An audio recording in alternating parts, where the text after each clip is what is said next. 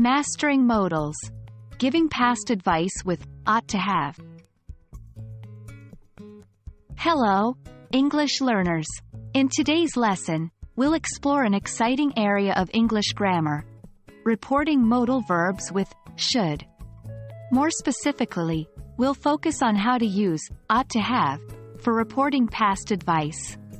So, if you're looking to perfect your use of English modal verbs, this lesson is just for you. When it comes to giving or reporting advice, English offers a variety of expressions.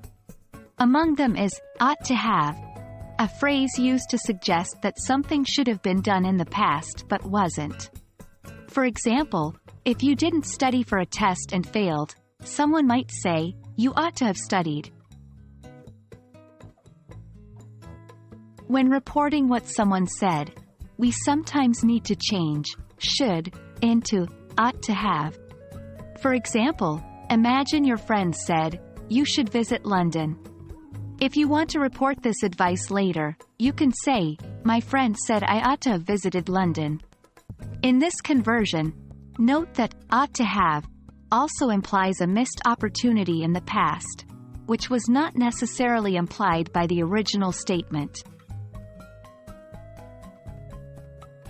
The sentence structure with ought to have is straightforward. You use ought to have, followed by the past participle of the main verb. For example, he ought to have arrived by now, or she ought to have finished her homework. Remember, ought to is a modal verb, so we don't change it for the third person singular. To create the negative form, we simply add not after ought to, like this: "You ought not to have ignored my advice." For questions, we invert ought to with the subject: "Ought he to have taken that job?"